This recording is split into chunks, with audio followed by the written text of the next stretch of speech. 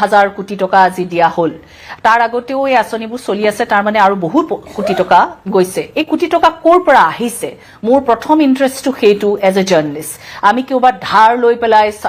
এই কোটি টকা দিছো নেকি এই কথাটো আমি প্ৰথমে চাব লাগিব কাৰণ বেংকেও যেতিয়া আপোনাক পইচা দিব আপুনি ভাবে কেনেকে পইচাখিনি ওলাব তাৰ চিন্তা কৰে ন সো সেই কাৰণে প্ৰথম চিন্তাটো হৈছে যে এইটো কৰবাত আমাৰ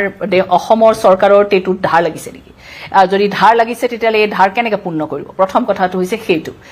কাৰণ এইবোৰ ওয়েলফেয়াৰ স্কিম হয় হিতাধিকাৰী মানে এখন ওয়েলফেয়াৰ স্কিমৰ বেনিফিচিয়াৰী পলিটিক্স আহি গৈছে অসমতো আৰু ভাৰতৰ সবৰ জায়গাত আহিছে কিন্তু ওয়েলফেয়াৰ ষ্টেটবোৰ যেতিয়া আপুনি দেখে কানাডা বা এনেকুৱা ধৰণৰ এইবোৰ বিগাৰ এক্সাম্পল সেইবোৰত যদি আপুনি দেখে যে ওয়েলফেয়াৰ ষ্টেটৰ বস্তুটি এটা কমি আহিছে ক্ৰমাতে মানে তাৰ মানে ষ্টেটৰ কাৰণে বহুত ধাৰ হৈ যায় আৰু ধাৰবোৰ মানে পূৰ্ণ কৰিব নোৱাৰে সো সেই এটা অৱস্থাত আমি কিন্তু এতিয়া ভাৰতবৰ্ষত এনেকুৱা ধৰণৰ এটা সিস্টেম দেখি আহিছো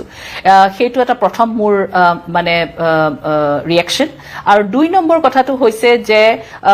মই গোলাঘাটৰ ছোৱালী আজি আহিছোহে মই অসমৰ পৰা মই গৈয়ে থাকো আৰু তেতিয়া মই মানুহৰ লগত কথা পাতো যেতিয়া এই বিভিন্ন আঁচনি অৰুণোদয় হওক অন্য ধৰণৰ আঁচনি এতিয়া 10,000 টকা কোনোবাক দিছে কোন আজি এটা 9,000 পাইছে তেতিয়া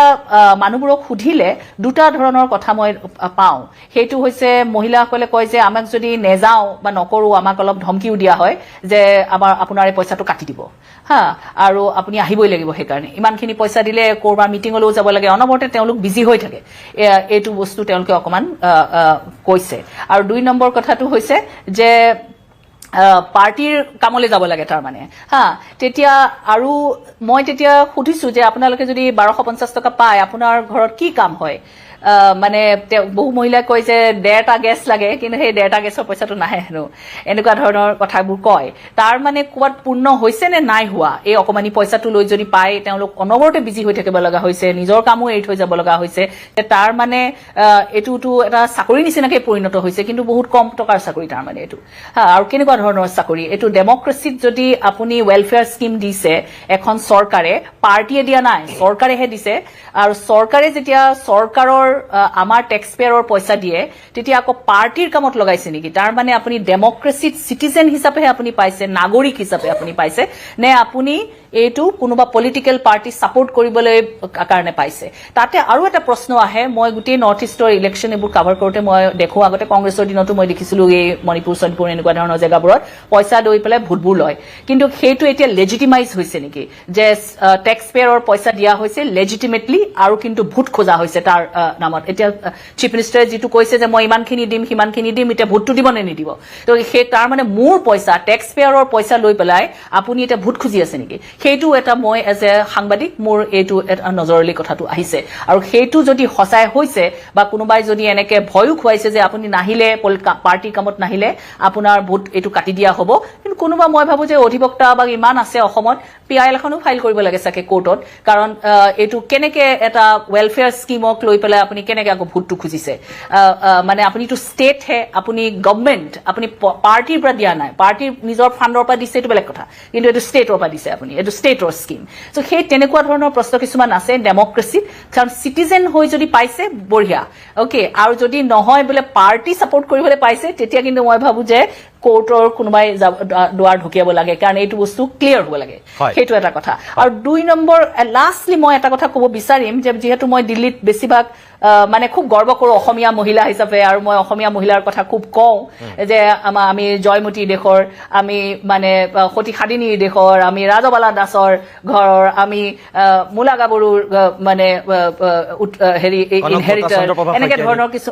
কনকলতা চন্দ্ৰবাবু শইকীয়ানী এই কথাবোৰ যেতিয়া আমি কওঁ মানে মামনি ৰয়ছম গোস্বামী খুব শক্তিশালী মহিলা মানে যাৰ নেকি নিজৰ এটা আছে মানে নিজৰ হেৰিখিনি আছে তাৰ পিছত যদি আমি অকল মহিলাক অকল নেশ্যনেল মিডিয়াত এইবোৰত এনেকে খালি কিছুমান সৰু সৰু ভোজনী বুলিয়ে ক'লো বাৰু এই তেনেকুৱা দান দক্ষিণা পাই নাচি আছে বা ফূৰ্তি কৰি আছে এই তেনেকুৱা এটা যদি ইম্প্ৰেশ্যনো অসমীয়া মহিলাৰ কাৰণে আহে মোৰ অসমীয়া মহিলা হিচাপে অকমান মোৰ অকমান দিগদাৰী এটা লাগে অকমান মানে মনটো কোচ খাই আহে সেইটো ক'ব লাগিব সেইকাৰণে সিমানখিনিয়ে কথা কিন্তু মই ভাবো যে আপোনালোকে যেটো চলাইছে এতিয়া মই দেখিছো তাত এগৰাকী দুগৰাকী মহিলা এনেকে কৈছে যে আমি এতিয়া কিবা কিবি কৰিবলৈ পাৰিছো যদি সেই পইচা আকৌ ভাল কামত হৈছে তেতিয়াহ'লে তো ভাল কথা কিন্তু সেই পইচায়ে যদি যদি এতিয়া 10,000 টকাৰ যদি চাকৰি এটা যদি পালেহেঁতেন তেওঁতো এক বছৰলৈ লাখপতি বাইদেউ হ'বলৈ ৰখিব নালাগে তেওঁ কিন্তু দহমাহতে হ'ব আৰু নিজ অন্য পাৰ্টিৰ কোনোবা পাৰ্টিৰ কামলৈ জবৰদস্তিও যাব নালাগে ইচ্ছামতে গৈছে বেলেগ কথা কিন্তু জবৰদস্তিও যাব নালাগে সো সেই তেনেকুৱা এটা বস্তু মই ভাবিছো যে এজ এ ডেমক্ৰেচিত মানে চিটিজেন হৈ জীয়াই থকাটো মোৰ হিচাপে কাৰণ মানুহ হৈছে একদম প্ৰভুত্ব মানুহ হৈছে মানুহৰ কামৰ কাৰণেই ডেমক্ৰেচি আছে তাত আকৌ কোনোবা পলিটিকেল পাৰ্টিৰ কাৰণে আপুনি ভোট দিবৰ কাৰণে এইটো আমাৰ পইচাটো লগাইছে মই তাত অকমান এজ এ জাৰ্নেলিষ্ট কিন্তু মই অকমান মানে ডাউটফুল এই বস্তু নিশ্চয় নিশ্চয় সংগীতা বৰুৱা পিছাৰটি মই ধন্যবাদ জনাইছো আপুনি প্ৰথমতে এই বক্তব্যখিনি ৰখাৰ কাৰণে মই আকৌ পৰৱৰ্তী সময়ত আপোনাৰ কাষলৈ যাম আপুনি অকণমান ৰ'ব লাগিব প্ৰিয় দৰ্শক মই অকণমান বাণিজ্যিক বিৰতি লৈ ল'ম তাৰপিছতে বাকী সকল অতিথিৰ কাষলৈ পৰ্যায়ক্ৰমে আমি উভতি আহিম পূৰ্ণেশ্বৰ নাথ ছাৰ আপুনি যদি মোৰ কথা শুনি আছে সংগীতা বৰুৱা পিছাৰটি বাইদেৱে কিছু সময়ৰ পূৰ্বে নতুন দিল্লীৰ পৰা যিখিনি বক্তব্য ৰাখিছে তাৰপিছত মই দ্বিতীয়বাৰৰ কাৰণে আপোনাৰ ওচৰলৈকে আহিছোঁ আজি যিটো বিষয় আপুনি গমেই পাইছে সামগ্ৰিকভাৱে আপোনাৰ এই ক্ষেত্ৰত চিন্তাধাৰাটো কেনেকুৱা এই হিতাধিকাৰীয়ে কিমানখিনি আমাৰ অসমীয়া মহিলাক শক্তিশালী কৰিব নে একো শক্তিশালী নকৰে দুৰ্বলে কৰিব সংগীতা বৰুৱাই কৈছিল যে যদি সঁচাকৈ ভাল কামত ব্যৱহাৰ কৰে তেতিয়াহ'লেতো কথাটো ভাল কথা কিন্তু মুখ্যমন্ত্ৰীয়ে যিটো ভোট দিব নিদিয়ে কথা কৈছে যে এইটো কেতিয়াও হ'ব নালাগে তেওঁ এইটো নিৰ্বাচনী জয় পৰাজয়ৰ অংকত যদি এইটো ব্যৱহাৰ কৰিছে এইটো কেতিয়াও সমৰ্থনযোগ্য হ'ব নোৱাৰে নাথ ছাৰ আপোনাৰ বক্তব্য কি এই ক্ষেত্ৰত প্ৰথম কথা বিষয়টো মানে লৈ পেলাই কথা ক'বলৈ ভয় লগা কথা আজিৰ সময়ত অসমত বাটে ঘাটে মেলে মিটিঙে যিবিলাক কথা দেখিছোঁ যি ধৰণৰ কথা কোৱা হৈছে আৰু আমাৰ সন্মানীয় মুখ্যমন্ত্ৰীগৰাকীয়েও মই অকণমান আগতে তেখেতে ক'ৰবাত কোৱা শুনিলোঁ যে ভোটটো কাক দিব বিজেপিক দিবনে নিদিয়ে তাৰমানে গোটেই কথাটোৰ অন্তৰালত কি সোমাই আছে সেই কথাটো একদম স্পষ্ট হৈছে দেখোন আৰু মই দেখোঁ যে ইয়াৰ পিছত আৰু ক'বলগীয়া বৰ বিশেষ কথা নাথাকেই এটা আটাইতকৈ ডাঙৰ কথাটো হৈছে মই কথাটো কোনে কৈছিলে মই আপোনাক ক'ব নোৱাৰিম এই কথাটো মই ইয়াৰ লগত খুব প্ৰাসংগিক নহয় মই কিন্তু সেইকাৰণে এই কথাটো কৈ লওঁ যে এখন দেশ ধ্বংস হ'বৰ কাৰণে ঘুমন্ত প্ৰজা জঘন্য ৰজা আৰু তথ্য বিকৃত কৰি বাতৰি তাতৰি প্ৰকাশ কৰি সত্যক দাঙি নধৰা সাংবাদিকসকল থাকিলেই যথেষ্ট বুলি কৈছে গতিকে কথাটো হ'ল যে দেশখনৰ সকলোৱে কথাটো জানে কথাটোৰ অন্তৰালত কি আছে কি হৈছে বিহাৰ নিৰ্বাচনৰ পিছত ৰাষ্ট্ৰীয় সংবাদ মাধ্যমবিলাকত কি কথা প্ৰকাশ হৈছিল কথাটো সকলোৱে জানে কিন্তু সকলোৱে জনাৰ পিছতো ঘুমন্ত প্ৰজাই কোনো একো কথা নকয় এই শুই থকা মানুহৰ মাজৰ পৰাই আপুনি আজি এজন সাংবাদিক ওলাই এই কথাটো যে আলোচনাৰ মেজলৈ আনিছে তাৰ কাৰণে প্ৰথম আপোনাক মই ধন্যবাদ দিছোঁ নতুন দিল্লীৰ পৰা আমাৰ প্ৰেছ ক্লাবৰ সভাপতিগৰাকীয়ে যিকেইটা কথা কৈছে মই কথাকেইটা শুনি আছোঁ তেজপুৰত বহি আৰু তেখেতে কেইবাটাও গুৰুত্বপূৰ্ণ কথা কৈছে মই এটা কথা ভাবোঁ যে এই যে অৰুণোদয় আঁচনিৰ ধন এই আঁচনিৰ ধন মহিলাসকলে যে পাইছে মহিলাসকলে পোৱাত মই বাধা নিদিওঁ কিন্তু আটাইতকৈ মই ডাঙৰ কথাটো লক্ষ্য কৰিম যে আঁচনিৰ ধন পোৱা যিসকল মহিলা যিসকল আমাৰ অসমৰ আটাইতকৈ সন্মানিত মহিলা কাৰণ মহিলাক আমাৰ অসমত বেলেগ দৃষ্টিৰে চোৱা হয় গতিকে সেই মহিলাসকলৰ যিটো সম্ভ্ৰম সেই মহিলাসকলৰ যিটো মৰ্যাদা আৰু সেই মহিলাসকলৰ যিটো আত্মশক্তি যি সম্ভ্ৰমে যি আত্মমৰ্যাদাই যি আত্মশক্তিয়ে এখন সমাজত বিশেষ ধৰণে ক্ৰিয়া কৰিব পাৰে আৰু সেই কথাখিনিকে অকণমান আগতে দিল্লীৰ পৰা যিগৰাকী সভাপতি মহোদয়ে অংশগ্ৰহণ কৰিছে তেখেতে সেই কথাখিনি কৈছে তেখেতে আমাৰ অসমৰ কেইবাগৰাকীও বিদুষী মহিলা অসমৰ কেইবাগৰাকীও বিদ্ৰোহী মহিলা অসমৰ ইতিহাসৰ কেইবাগৰাকীও মহিলা সকলোৰে উদাহৰণ টানি আনি তেখেতে কথাবিলাক কৈছে আৰু আমি যেতিয়াই আমাৰ অসমীয়া নাৰীৰ সম্ভ্ৰম অসমীয়া নাৰীৰ আত্মশক্তি, অসমীয়া নাৰীৰ আত্মমৰ্যাদাৰ কথা কওঁ, তেতিয়াই আমি সেই উদাহৰণবিলাক টানি আনি অসমীয়া মহিলাক সেই একেখন মঞ্চত আমি উপস্থাপিত কৰোঁ, কৰি আমি সেই দৃষ্টিৰে আমি সকলোৱে মহিলাসকলক চাওঁ। কিন্তু মই সিদিনা এটা দীঘলীয়া যাত্ৰা কৰি আহোঁতে মই ধেমাজি অঞ্চলৰ মাজত মই বিস্তৃত অঞ্চল প্ৰচণ্ড ৰ'দত মহিলাসকল যেতিয়া থিয় হৈ আছে, মই কাষতে গাড়ীখন লগাই এগৰাকী মানুহক সুধিলোঁ যে কিয় এই মহিলাসকল থিয় হৈ আছে। সেই মানুহগৰাকীয়ে মোক এটাই কথা ক'লে যে এইসকল অৰুণোদয় পোৱা মহিলা, তেখেতসকল আহিবই লাগিব, তেখেতসকল ৰাস্তাত এনেকৈ থিয় হ'বই লাগিব। যে গণতান্ত্ৰিক এখন দেশত এই মহিলাসকলৰ তেওঁলোকে কাক ভোট দিব, তেওঁলোকে কি কৰিব, সেইটো তেওঁলোকৰ ব্যক্তিগত স্বাধীনতা, তেওঁলোকৰ ব্যক্তিগত চিন্তা। এটা সুচিন্তিত ধৰণে দেশখন কোনে পৰিচালনা কৰিব, দেশখন উপযুক্তভাৱে কোনে পৰিচালনা কৰিব, সি যি ৰাজনৈতিক দলৰে নহওক, মই ব্যক্তিগতভাৱে কোনো ৰাজনৈতিক দলৰ মানুহ নহয়, যি ৰাজনৈতিক দলৰে মানুহ নহওক, যি ৰাজনৈতিক দলৰ হাতলৈকে ক্ষমতা নাযাওক, সুচিন্তিতভাৱে ভোট দি তেখেতসকলে তেনেকুৱা এখন চৰকাৰ নিৰ্বাচন কৰিব। আৰু যিখন চৰকাৰে দেশৰ সম্পদ লুণ্ঠন নকৰিব, যিখন চৰকাৰে এই দেশখন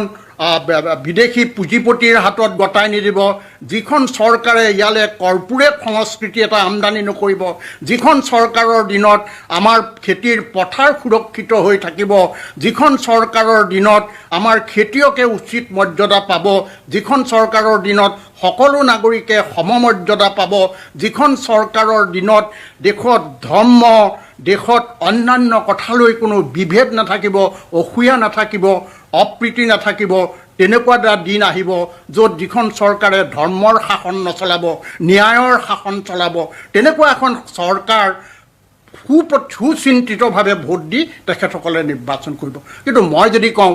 এটা ৰাজনৈতিক দলৰ সমৰ্থন হয়, ভোট আপুনি কাক দিব, ভোট কিন্তু আমাক দিব দেই, ইয়াৰ পিছত আপোনালৈ আমুক আহিব, তামুক আহিব, তামুক আহিব, আমুক কথা, তামুক কথা, তামুক কথা, এই কথাবিলাকৰ দ্বাৰা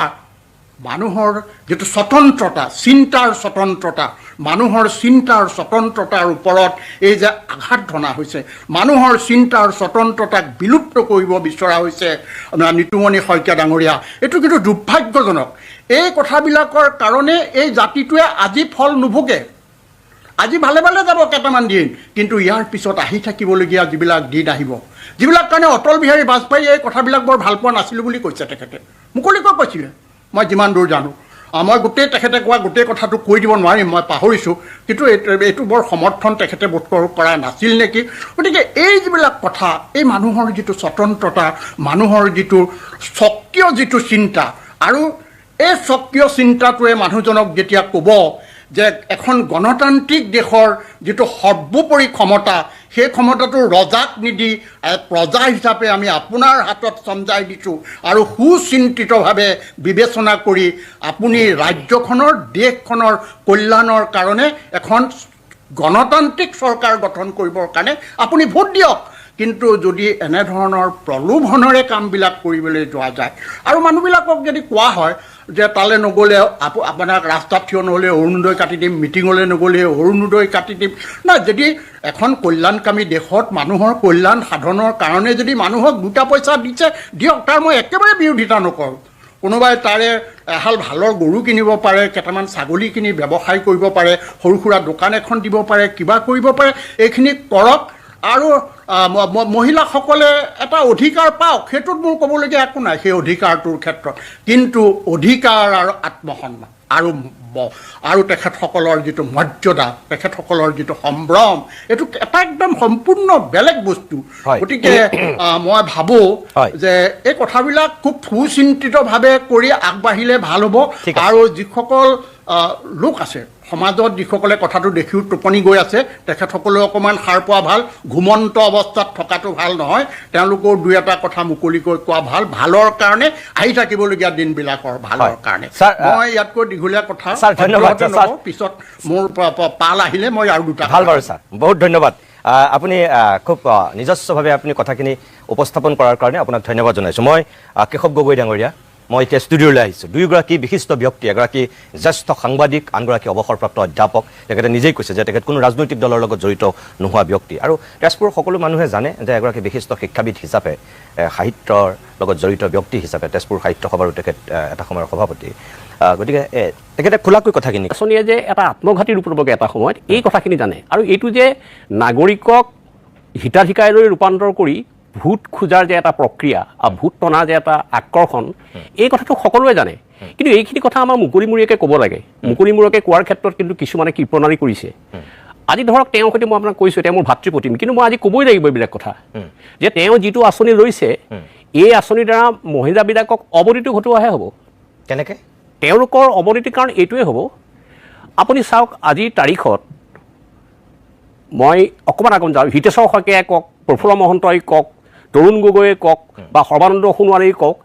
এওঁলোকে এনেধৰণৰ আঁচনি মানে টকা পইচা আনি ধাৰ লৈ পেলাই এই কামটো কৰা নাছিল তেওঁ মানুহক অলপ কৰ্মক্ষম হৈ থাকিবলৈ এটা সুবিধা দিছিল আজি মই কোনো দলৰ মানুহ নহয় কিন্তু এই দৃষ্টিভংগীটো বেচেৰা সৰ্বানন্দ সোণোৱাল ডাঙৰীয়াও আছিলে কিন্তু এইখেতে ভাবিছে এইখেতৰ ইমান সন্দেহ সংশয় হৈছে যে তেওঁ উদ্যমিতা আঁচনিৰ নামত আপুনি চাওক 126টা বিধানসভালৈ গৈছে তেওঁ গৈছে কিহত হেলিকপ্টাৰত গৈছে তেওঁ হেলিকপ্টাৰত গৈছে তাত কিমান টকা খৰচ হৈছে সেইখিনি পইচাটো অপচয় হৈছে তেখেতলোকে নিজেই কৈছে বিজেপিয়ে দিল্লীৰ পৰা কৈ আছে যে ডিজিটেল ছিষ্টেমত চব কাম হ'ব ডিজিটেল ছিষ্টেমত সেই মহিলাবিলাকক পইচা দিলে হ'ল যেতিয়া তেওঁলোকে মহিলা উদ্যমিতা আঁচনিটো আৰম্ভ কৰিছিলে তেতিয়া মোৰ প্ৰথম মিটিংখন মনত আছে বিহালীত হৈছিলে সেইখন আচ্ছা আৰু তাৰপিছত তাৰ বহুদিনৰ পিছত গহপুৰত হৈছে গহপুৰত 33,000 মহিলাক দিছে সেইবিলাকতো ডিজিটেল ছিষ্টেমত দিব পাৰে পইচা ইমান কোটি কোটি টকা লছ কৰিছে মানে অপব্যয় কৰিছে আৰু সমান্তৰালভাৱে আপোনালোকে চাওক যে ধাৰো লৈছে তেনেকৈ গতিকে তেওঁলোকেতো ভাৰসাম্যটো ৰাখিব পৰা নাই গতিকে এতিয়া জনসাধাৰণ বিপাঙত পৰিছে আৰু মহিলাসকলৰ হৃদয় বহুত কোমল ভাবে যে খুব ভাল কাম কৰিব উঠি অহা এজন উদীয়মান ল'ৰা মুখ্যমন্ত্ৰী হৈছে গতিকে তেওঁ যি কৈছে সেইটোৱে হৈছে 126টা বিধানসভা সমষ্টিৰ বিধানসভাৰ বিধায়কবিলাকে যিবিলাক কথা কয় কথা কৈ নকয় খালি তেওঁলোকে দুই এটা কথা কোৱা শুনো বিধানসভাত যে আমাৰ 8,000 স্কুল বন্ধ হৈ যাব এতিয়া যেতিয়া আন এজন বিধায়কে প্ৰশ্ন কৰে আজি অসমত স্কুল বন্ধ হৈ গৈছে দেশখনৰ যিটো অৰ্থনৈতিক মানে যিটো ৰাজহাড় সেইটো ভাগি গৈছে কিন্তু তেওঁ এই আঁচনিবিলাক দি আছে এই আঁচনিবিলাকৰ কথা লগত ভৱিষ্যত প্ৰজন্মৰ কথা জড়িত হৈ আছে গতিকে ভৱিষ্যত প্ৰজন্মটো কি হ'বগে মহিলাসকলে এইটো মানুহ এতিয়া বিভ্ৰান্তত সেইটোতে পৰিছে আপুনি এতিয়া কৈছে যে এইটোৱে অসমীয়া মহিলাক বা আমাৰ সমাজখনক লাভান্বিত কৰাতকৈ আপুনি কৈছে যে ৰাজহাড় ভাঙি পেলাব বুলি কৈছে কিন্তু মুখ্যমন্ত্ৰীয়ে কৈছে এইটোত স্বাৱলম্বী হ'ব আৰু এইখিনি খুব প্ৰয়োজন আছে অসমীয়া মহিলাক উঠাই অনাৰ ক্ষেত্ৰত ওপৰলৈ নিয়াৰ ক্ষেত্ৰত এই আঁচনিখনে যথেষ্ট সহায় কৰিব বুলি কৈছে অসমত আপুনি মহিলাৰ কাৰণে বহুমুখী যদি উদ্যোগ স্থাপন নকৰে তেনেহ'লে কেতিয়াও মহিলা উপকৃত নহয় আজি চাওক এটা সময়ত তৰুণ গগৈ দিছে মই কোনো দলৰ সমৰ্থক নহয় বুলি কৈছোঁ বাৰে বাৰে মই এটা কথা কৈ আছোঁ যে তৰুণ গগৈ ডাঙৰীয়াই এই যে সূতা দিছিলে আগতে চ'ত আৰু আমাৰ এইটো কিবা ফাগুন মাহত তাঁতৰ খটখটি শুনি আজি কিন্তু আপুনি আচৰিত হ'ব আজি অলপ দিনৰ পৰা খালি টকাৰ খটখটনি তই পাইছ নাই তোৰ নাম শুনি উঠিছে নে নাই এজনী এগৰাকী মহিলা মোক এতিয়া তেওঁৰ নাম তৰুণতা গগৈ গহপুৰৰ ডুবিয়া তেওঁ মোক কৈছে যে কেশৱ আপুনিতো মুখ্যমন্ত্ৰীৰ সৈতেও আপোনাৰ সম্পৰ্ক আছিল বোলো আছিল এতিয়াও থাকিব মুখ্যমন্ত্ৰীৰ কথা ক'ব পৰা আমাৰ এইটো ক্ষমতা আছে এইবিলাক কথা নকয় কিয় যে মহিলাই যে কৰ্মদক্ষতা হেৰুৱাইছে মহিলাৰ যিটো আগৰ গুণ গৰিমা আছিল সেইটো যে হেৰুৱাইছে আজি এগৰাকী সম্ভ্ৰান্ত মহিলা বা সাধাৰণ মহিলাই গৈ পেলাই 5 কেজি চাউলৰ কাৰণে বা 10 কেজি চাউলৰ কাৰণে সমবায় দোকানত ৰৈ থাকিবলৈ গৈ পৰিছে আমাৰ এই অৱস্থাটো কি এইটো অৱস্থা তোমালোকে বিশ্লেষণ কৰি মহিলাখিনি ওলাই আহিব লাগিব আপুনি এটা কথা মন কৰিছেনে যে আজি তেখেতে যিখিনি কৈছে চাউল দালি নিমখ তেল সকলো দি পেলাই এতিয়া কিন্তু অহাবাৰৰ পৰা তেওঁ চৰকাৰ হ'লে চাহপাতো দিব বুলি কৈছে তাৰমানে একোৱে বাকী নাই আৰু এতিয়া মুখত খনা পাউডাৰ এইবোৰ চাবোন দিবলৈ বাকী আছে আৰু মোটামুটি কিন্তু তথাপিও এইটো ভবা উচিত নহয় অসমৰ মহিলাৰ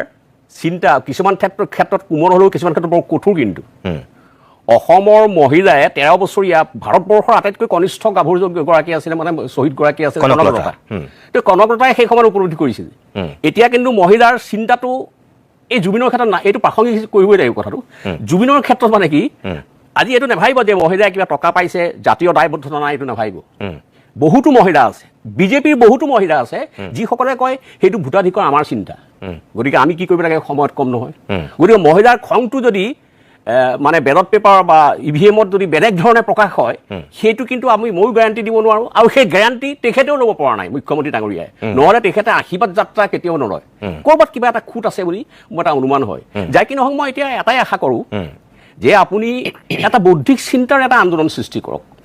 আৰু আমাৰ যিটো এটা সামাজিক মাধ্যম আছে এই মাধ্যমত এই কথাবিলাক মহিলাই ভাৱ বিনিময় কৰিব লাগে আমি কিন্তু বহুত বেয়ালৈ গৈ আছোগে আমি সম্পূৰ্ণভাৱে ধ্বংসলৈ গৈ আছোগে আজি বহুতে কৈছে যে হিমন্ত বিশ্ব শৰ্মাই মহিলাক কিনি ল'লে গিৰি পেলালে মই কিন্তু সেইটো নকওঁ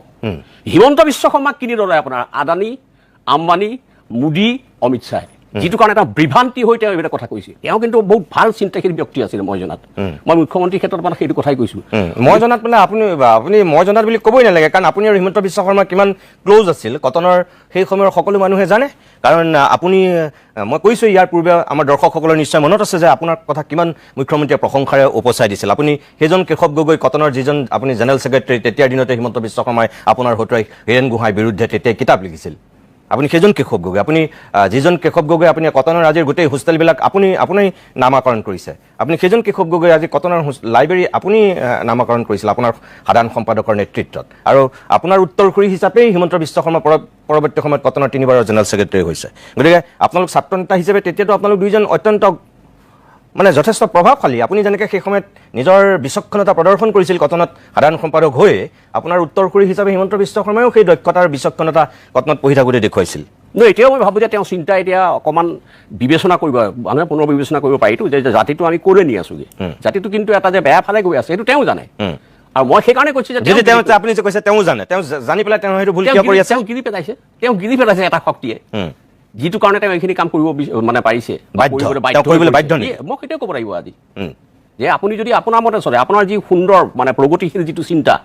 সেই চিন্তাইতো অসমখনক অলপ বেলেগ ৰূপত ভাবে আজি যদি তেওঁ বিজেপিৰ মুখ্যমন্ত্ৰী নহয় যদি তেওঁ এটা আঞ্চলিক শক্তিৰ মুখ্যমন্ত্ৰী হ'লহেঁতেন তেতিয়াহ'লে তেওঁ এইবিলাক কাম নকৰিলেহেঁতেন মোৰ ধাৰণা নকৰিলেহেঁতেন মই সেইটো ভাবোঁ মোৰ ধাৰণা তেওঁ নকৰিলেহেঁতেন কিন্তু তেওঁ মানে কি বিবেক আৰু মনৰ মাজত বেলেগ এখন যুদ্ধ হৈ আছে নেকি নিশ্চয় হৈ আছে যিটো কাৰণে আপুনি চাওক তেওঁ যিখিনি বস্তু দিছে তেওঁ কেতিয়াও ৰাজপথলৈ আহিব নালাগে ৰাজপথত তেখেতে আশীৰ্বাদ ল'ব নালাগে মানুহৰ পৰা তেওঁ ক'ৰবাত ভয় আছে মানে আশীৰ্বাদটো খুজি লৈছে যে মোক আশীৰ্বাদ দিয়ক পুনৰ বিবেচনা কৰক মোক আৰু 5 বছৰ দিয়ক কিন্তু 10 বছৰত আপোনালোকে একো কাম কৰিব নোৱাৰে নহয় 10 বছৰত আপোনালোকে মাটি ভাটি দিম বুলি কৈছিল মাটি ভাটি দিব নোৱাৰিলে আপোনালোকে বসুন্ধৰা যি আঁচনি ফেইল হৈছে 1 নম্বৰ কথা 2 নম্বৰ আপোনালোকে 1 লাখকে চাকৰি দিম বুলি কৈছে 1,56,000 চাকৰি দিছে নতুন চাকৰি নহয় 5 বছৰত দিলে 1 বছৰত নোৱাৰিলে 5 বছৰত দিলে আপোনালোকে এইটো নতুন চাকৰি নহয় খালী পদবিলাকে সৃষ্টি কৰি দিছে 1,56,000টা আপুনি এটা ডাঙৰ উদ্যোগ কিয় প্ৰতিষ্ঠা নকৰে ইয়াত আগতে ৰেল আপুনি আচৰিত হ'ব মাকুমত আগতে ৰেল গাড়ী ইঞ্জিন তৈয়াৰ হৈছিলে মাকুমত আৰু অসমৰ প্ৰথম ডেংগাঁৱৰ যিটো চেনিকল আছিলে সেইটো বৃহৎ আছিলে সেই সৰু সৰু কলবিলাক বন্ধ হৈ গ'ল উদ্যোগবিলাক বন্ধ হৈ গ'ল তেওঁ কৈছে এতিয়া ছেমি কণ্ডাক্টৰ কেইটা মানুহে চাকৰি পাব ছেমি কণ্ডাক্টৰ এটা কোম্পানীৰ বস্তু কোম্পানীৰ লাভালাভী বস্তু অসম গভৰ্ণমেণ্টে তাৰপৰা কিবা এটা লাভাংশ পাব GSTটো পাব মই জনাত আজি এয়াৰপৰ্ট যিটো বনাই আদানীয়ে তাত গৈতো তেখেতে কেইবাবাৰো গৈছে মই আচৰিত হৈছোঁ চিফ মিনিষ্টাৰজন তালৈ গৈছে এইটো চিফ মিনিষ্টাৰ অসম চৰকাৰে বনোৱা নাই সেইটোতো হেৰিয়েহে বনাইছে আদানীয়েহে বনাইছে তাত গৈ পেলাই মানুহ এনেকৈ যাব লাগে যাত্ৰী এনেকৈ যাব লাগে আপুনি চাইছেনে সেইটো গতিকে সেইটো কোম্পানী এটাৰ আপোনাৰ এটা ব্যৱসায়িক কেন্দ্ৰত গৈ মুখ্যমন্ত্ৰীয়ে তেনেকৈ কোৱাটো উচিত নহয় সেইটো অসমৰ সম্পদ কিন্তু সেই তাৰ লাভাংশ কোনে বেছি পাব অসম চৰকাৰে পাব নে আদানীয়ে পাব সেইটো আপুনি জানে নাজানে সেইটো হয় সেইটো আপুনি ঠিকেই কৈছে ডাঙৰ কথাকচোন হৈ আছেতো আমি নজনাকে আজি আপুনি আৰু এটা মই সেই কথা ক'ব বিচাৰিছোঁ আজি আদানীক যিটো মাটি ইয়াত দিয়া হৈছে আদানীক ডিমা হাছাও সেই মাটিটো 35 বছৰত দিয়া হৈছে বুলি মই জানো যিটো মই তথ্য পাইছোঁ যদি আদানীয়ে ইয়াতে খুব মানে খোপনি পুতি ৰয় মাটিটো আমাৰ পৰা গুচি যাব আৰু এটা অপ্ৰিয় সত্য কওঁ কিছুমানে হয়তো দৰ্শকে শুনি বেয়াও পাব আমাৰ যিখিনি বিদেশী মানুহ আহিছিল শ্বহীদ বিদ্ৰোহত আমি শেষ কৰিলোঁ আৰু বিদেশীৰ কাৰণে আমি আন্দোলন কৰিব নালাগে বুলি ময়ো ভাবোঁ আৰু অসম সাহিত্য সভাপতিবিলাকেও সেইটোৱে ভাবে আগৰ এতিয়া এটা ইণ্টাৰনেল মানে আউটছাইডাৰ অসমত আহিবলৈ আৰম্ভ কৰিছে বিহাৰৰ পৰা এজন মন্ত্ৰী আছে মই তেওঁৰ নামটো ঠিক নাজানো অশোক সিংঘাল ন তেওঁ এই কণ্টেক্টটো কৰিছে কিছুমান বিহাৰী মানুহ ইয়াত আমদানি কৰিবলৈ আৰম্ভ কৰিছে সেইবিলাকে ইয়াত খোপনি পুতিছে আগৰ যিবিলাক বিহাৰী মানুহ ইয়াত আছে সেইবিলাক মোৰ লগত একেলগে পঢ়া একেলগে থকা এই থাকক কিন্তু নতুনকৈ আনি আকৌ তেওঁলোকে ভোটাৰ তালিকাত নাম অন্তৰ্ভুক্ত কৰিব ইয়াত ভোট দিব তেওঁলোকে ইয়াৰ নাগৰিক হ'ব আমাৰ মানুহ গৈ পেলাই বিহাৰত থাকিবগৈ পাৰে নে আমাৰ মানুহ গৈ মহাৰাষ্ট্ৰত থাকিব পাৰে নে গুজৰাটত থাকিবগৈ পাৰে নে তেনেকৈ সংগঠন কৰিব পাৰে নে তেওঁলোককতো আমি বহুত বস্তু দিছোঁ তাৰপিছতো এতিয়া কি কাৰণে দিছে ভাৰতবৰ্ষৰ এনেকুৱা এখন ৰাজ্য ক'ৰবাত আছেনে য'ত অসমীয়া মানুহ কোনোবা মন্ত্ৰী হৈছে চাওক গতিকে আমাৰ এই গোটেই বস্তুটো ধাৰাটো ক'লৈ গৈছে ৰাজনৈতিক ধাৰা সাংস্কৃতিক ধাৰা আমি কেতিয়াবা শুনিছোঁনে বাৰু আপুনি চাওক ছাত্ৰ অৱস্থাৰ পৰা কওক শিশুৰ পৰা কওক ভূমি পূজন আমিতো ভূমি পূজন অনুষ্ঠান আমি কোনোদিন পাতি পোৱা নাই আমি এই অমৃত কলৰ হৈ পেলাই ঘূৰি ফুৰা দেখিছেনে অসমীয়া গোটেই হিতাধিকাৰী মহিলাবিলাকে অমৃত কলৰ হৈ ঘূৰি ফুৰে গতিকে আমাৰ সাংস্কৃতিক জীৱনটো এই মিহিকে এইটো ব্ৰিটিছৰ যিটো নীতি এওঁ এতিয়া মই কি ক'ম বেলেগ ভাষাত কৰে তেখেতৰ হয়তো ডাঙৰ হেৰি হোৱা মইতো চিধাই ক'ব লাগিব যে আপুনি ৰবাৰ্ট ক্লাইভ নেকি অসম মুখ্যমন্ত্ৰী মই তেনেকৈ ক'ব লাগিব এতিয়া কিয় আমাৰ যিটো ধাৰাত কাম কৰিছে তেনেকুৱা হৈছে। ঠিক আছে, মই আকৌ আহিম আপোনাৰ কাষলৈ। কেশৱ গগৈ ডাঙৰীয়াই যিখিনি কথা কৈছে আপোনালোকে নিজে বিচাৰ কৰিব, মই একো নকওঁ। কিন্তু আপোনালোকে এটা কথা আগতেও মই কৈছোঁ, আজিও ক'ম, এজন কেশৱ গগৈ হিমন্ত বিশ্ব শৰ্মাৰ পূৰ্বে কটনৰ সাধাৰণ সম্পাদক আছিল আৰু সেই সময়ত এজন ছাত্ৰ নেতা হিচাপে হিমন্ত বিশ্ব শৰ্মা যেনেকৈ সাধাৰণ সম্পাদক হৈ কটন কলেজত তেতিয়াই বিখ্যাত হৈছিল, এইগৰাকী কেশৱ গগৈও তেতিয়া অত্যন্ত বিখ্যাত হৈছিল। আজি যিবিলাক হোষ্টেল আছে, আজি যিবিলাক গাৰ্লছ হোষ্টেল, বয়জ হোষ্টেল, যিবিলাক নামাকৰণ এখেতৰ দিনতেই হোৱা, আনকি লাইব্ৰেৰীটোলৈ এখেতৰ দিনতেই হোৱা। আৰু হিমন্ত বিশ্ব শৰ্মাই এখেতৰ নাম বহুতবাৰ কৈছে পৰৱৰ্তী সময়ত। আৰু এইজন কেশৱ গগৈ এতিয়া তেখেতৰ ভাতৃ সদৃশ হিমন্ত বিশ্ব শৰ্মাৰ কিছু কাম কাজ এক প্ৰকাৰ সমৰ্থন কৰা নাই, চোকা সমালোচনাহে কৰিছে। অকণমান সময়ৰ কাৰণে আকৌ আমি বাণিজ্যিক বিৰতি ল'ম, তাৰপিছতে ৰাজনৈতিক দলৰ দুয়োগৰাকী মুখপাত্ৰৰ কাষলৈ আমি পোনে পোনে উভতি আহিম। মূল বস্তুটো এই আঁচনিখনে মহিলাক স্বাৱলম্বী কৰিব। মই মূল কথাটোলৈ আহিছো। কথাটো হ'ল এই গোটেই বস্তুবোৰত আমি দেখিছো যে এই ধৰণে কনষ্টিটিউশ্যন, চৰকাৰ, এই গোটেই বস্তুবিলাক ভাঙি, সংবিধানৰ যিবিলাক অধিকাৰ, এই বস্তুবিলাক ভাঙি আজি মুখ্যমন্ত্ৰী মহোদয়ে কি কৈছে যে মই তোমালোকক আঁচনি দিম, তোমালোকে মোক ভোগ দিবা। আল্টিমেটলি গৈ পেলাই সংবিধানখন ভায়লেট হৈছে নে নাই, মই সেই কথাটো ক'বলৈ গৈ আছো। এই গোটেই চৰকাৰখনে, মুখ্যমন্ত্ৰী হিমন্ত বিশ্ব শৰ্মা, আপুনি মোক ভালকে এক্সপ্লেইন কৰিব নিদিলে, তথাপিতো কৈছো, মুখ্যমন্ত্ৰী হিমন্ত বিশ্ব শৰ্মাই প্ৰথম কামটো কৰিছে, সংবিধানখন, আইনখন ভংগ কৰিছে। এই আইনখন ভংগ কৰি তেওঁ যে যিধৰণে ভোট খুজিছে, এই ভোট খোজাৰ কথাটোত এটাই কথা যে কল্যাণকামী ৰাষ্ট্ৰ এখনত হিতাধিকাৰী আঁচনি থাকিব। আপোনাৰ মোৰ আৰু ইয়াত বহি থকা আমি চাৰিওজন, তেখেতে বিজেপিৰ পেনেলিষ্ট গৰাকীও, তেখেতৰো ঘৰৰ মানুহৰ চাগে ইনকাম টেক্স পইচা, যিবিলাক টেক্স পে কৰে, সেই পইচাবোৰৰ পৰা এই ধৰণৰ আঁচনিবোৰ দিয়া হয়। কিন্তু আজি দেখিলো আমি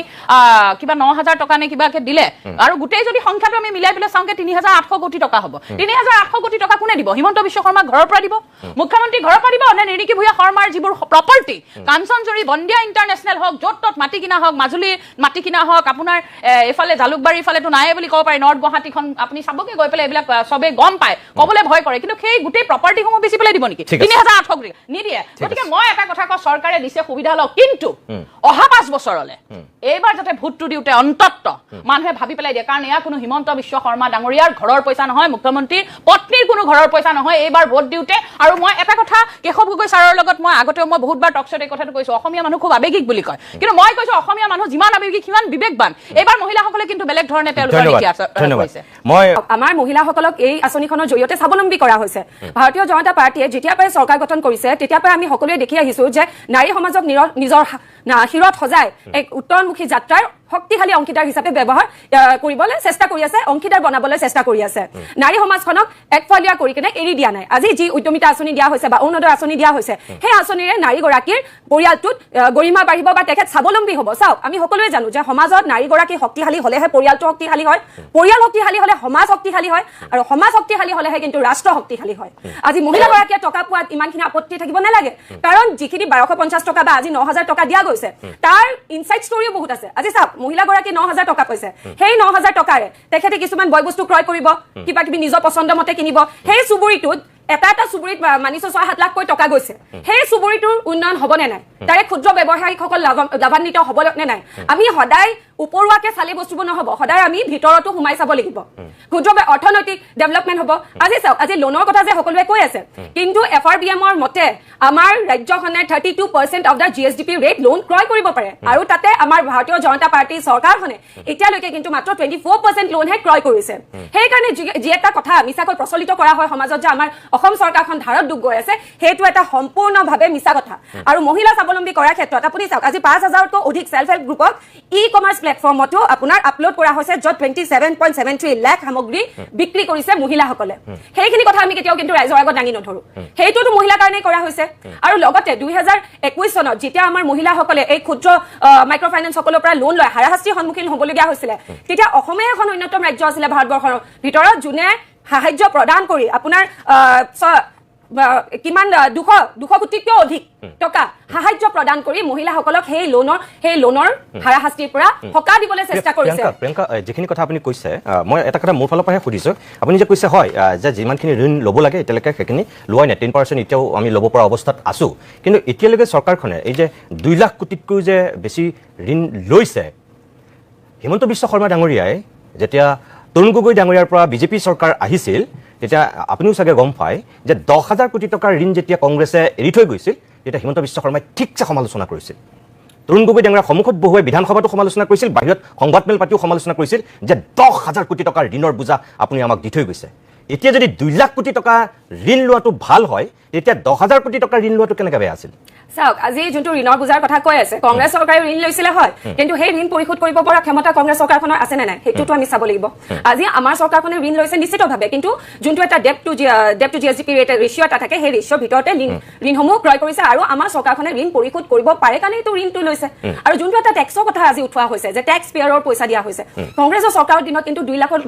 লাখ নে 3 লাখ টকালৈকেহে টেক্স ফ্ৰী আছিলে, কিন্তু তাৰ বিপৰীতে ভাৰতীয় জনতা পাৰ্টীৰ চৰকাৰৰ 12 লাখ টকালৈকে টেক্স ফ্ৰী কৰা হৈছে। 12 লাখ টকা ইনকাম কৰা, বছৰেকত 12 লাখ টকা ইনকাম কৰা সেইটোতো মানুহৰ উন্নতিৰ লগে লগে, মানুহৰ প্ৰগতিৰ লগে লগে সেই টেক্সৰ যিটো পাৰ্চেণ্টেজ সেইটোতো বৃদ্ধি হৈ যাবই। সেইটো এখন উন্নয়নশীল ৰাষ্ট্ৰত সেইটো স্বাভাৱিক কথা। আজি আমি কাইলৈ পৰহিলৈ যদি আকৌ আপোনালোকৰ বিজেপি আহে বা কোনোবা যদি কংগ্ৰেছ আহে, তেতিয়াহ'লে আজিৰ যিটো টেক্সৰ ৰেট সেইটো কেতিয়াও আজিৰ পৰা 5 বছৰৰ পিছত একে নাথাকিব। সেইটো এটা কণ্টিনিউৱাছ প্ৰচেছ, সেইটো স্বাভাৱিক কথা। কিন্তু এখেতসকলে যিটো কথা আপত্তি কৰিছে যে মুখ্যমন্ত্ৰী আমাক ভোট দিবনে নিদিয়ে বুলি যিটো কথা কৈছে আঁচনিখন দি, এইটোতো বিজেপিৰ পইচা নহয়, এইটো চৰকাৰৰ পইচা। গতিকে চৰকাৰৰ পইচাটোক লৈ মানুহক আকৌ ব্লেকমেইলিং কিয় কৰা হৈছে? আজি চাওক, যোনটো আপুনি ক'লে যে ৰাইজৰ প্ৰগতি হ'লে টেক্স লেভেলটো, ইনকাম টেক্সৰ লেভেলটো ইনক্ৰিজ হৈ যাব। এটা কথা আমি মানিব লাগিব, তাৰমানে আমাৰ জনসাধাৰণৰ প্ৰগতি হৈছে আমাৰ চৰকাৰৰ দিনত, সেইকাৰণে 12 লাখ টকালৈকে টেক্স ফ্ৰী কৰিব পৰা পৰিস্থিতি আমাৰ চৰকাৰখনত আহি পৰিছে, সেইটো আমি মানিব লাগিব। আৰু লগতে মুখ্যমন্ত্ৰীজনে যোনটো ভোটৰ কথা কোৱা বুলি প্ৰশ্ন উঠাই আছে, আজি চাওক, আজি অকণমান আগতে আপোনালোকৰ চেনেলতে দুগৰাকী মহিলাৰ বাইট আপোনালোকে দেখুৱালে যে তেখেতসকলে কি কৈছে যে এই 9,000 টকাটো লৈ কিনে আমি হয়তো নিজৰ এখন গেলামাল দোকানৰ সামগ্ৰী ক্ৰয় কৰিব পাৰিম। কোনোবা এগৰাকীয়ে কৈছে মোৰ নিজৰ ল'ৰাটোৰ টিউশ্যন ফিটো দিব পাৰিম। সেইটো কিমান এটা গৌৰৱৰ কথা। ভাল কথা, সেইটো নাই, মইতো আৰম্ভণিতে কৈছো যে পইচাটো যদি সদব্যৱহাৰ হ'ব, সেইটো বস্তু সমৰ্থনযোগ্য। এখেতসকলেও কিন্তু সেইটো সমৰ্থন কৰিছে। সংগীতা বৰুৱাই কৈছে পইচাটো যদি সদব্যৱহাৰ হয়, বা কেশৱ গগৈয়ে কৈছে যে সেইটো আদৰণীয়। কিন্তু সকলোৰে এই যে যিমানখিনি মানুহ, আজি 40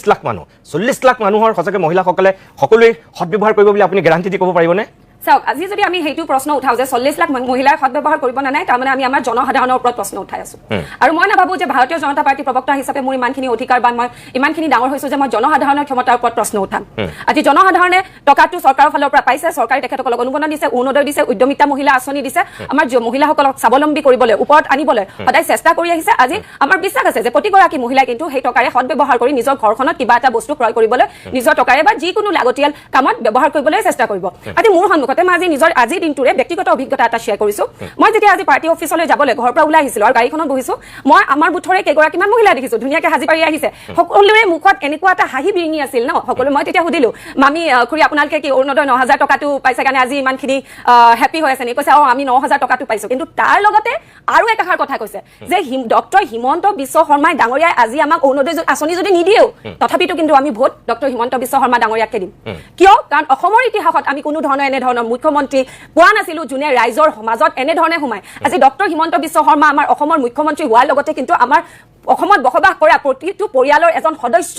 সদস্য হৈ পৰিছে। আজি জন আশীৰ্বাদ যাত্ৰাত ওলাই অহা লোকসকলক তাচিল্য কৰাৰ বিপৰীতে আপুনি চাওকচোন, সেই জন আশীৰ্বাদ যাত্ৰাত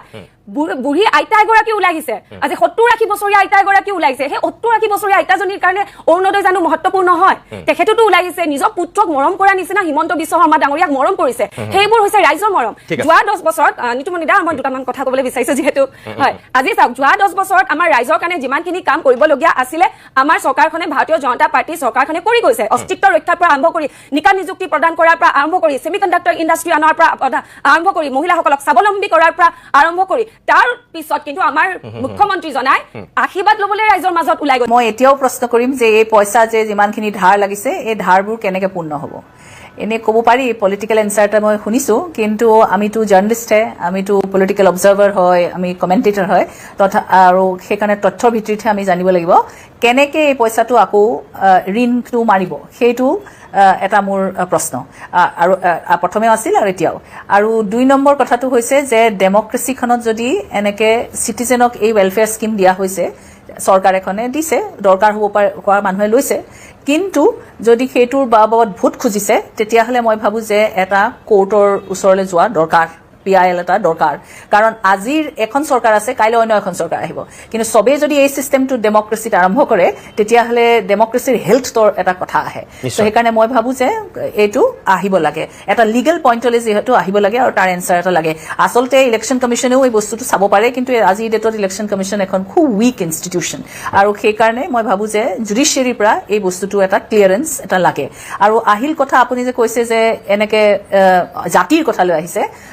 মই এটা কথা কম যে এতিয়া চাহপাতো দিম বুলি কৈছে তেল দিব এনেকে ধৰণে একেবাৰে মোৰ একদম ঘৰত আমাৰ মন্দিৰলৈ দিয়া ভোজনীটোলৈ মনত পৰি গৈছে এনেকে যদি আমি দি মানুহক দি আছো তেতিয়াহ'লে আমাৰ জাতিটোৰ হ'ব কি তাৰমানে ইমানকণ পইচা তোমাক দি দিছো ইমানখিনি বস্তু দিছো ইয়াতে তুমি চলা আৰু এই ছাপ্লায়াৰবোৰ কোন তাৰমানে দুটা তিনিটা মানুহে তাৰমানে ধনী হ'ব যি তেজপাত মানে চাহপাত দিছে কোনোবাই তেল দিয়া এজন দুজনহে হ'ব চাগে আৰু সেই মানুহখিনি ধনী হ'ব কিন্তু এই বাকীখিনিয়ে কিন্তু তেওঁলোকৰ দিয়া বুজনি ৰখি থাকিব লাগিব সেই তেনেকুৱা অৱস্থাত সমাজখন আমাৰ অসমীয়া জাতিটো কলৈ যাব মই ভাবো যে কালেক্টিভলি আমি এই কথাটো চিন্তা কৰিব লগা হ'ল আৰু মহিলা অসমৰ মহিলা কোনোবাই কৈছে ইয়াতে যে অসমৰ মহিলা বৰ খামিদাত মহিলা তো সেইকাৰণে মই যেতিয়া দূৰৰ পৰা দিল্লীত মানে এনেকে কয় যে তহঁতৰ মহিলা এনেকুৱা কৰিছে এনেকৈ নাচি থাকে এনেকুৱা দুপইচা পায় মোৰ তেতিয়া মনটো মানে অকণমান দুখ লাগে সেইকাৰণে মই ভাবো যে কিন্তু মোৰ অসমীয়া মহিলাৰ ওপৰত এটা বিশ্বাস আছে যে নিজৰ এই কথাটো জাতিটোৰ যিটো এটা তেওঁলোকৰ এটা ৰোল আছে সেইটো তেওঁলোকে চিন্তা কৰিব বুলি মই ভাবো আৰু এই পইচা পাতি যিখিনি যদি পাইছে সেইখিনি যদি কিবা ভাল কামত লগাওক আপুনি কিবা এটা তাৰ পৰা যাতে উপাৰ্জন হয় এইটো অকল ফোন এটা কিনি চাদৰ মেখেলা এখন কিনি আপুনি খতম নকৰিব একদম মই ধন্যবাদ জনাইছো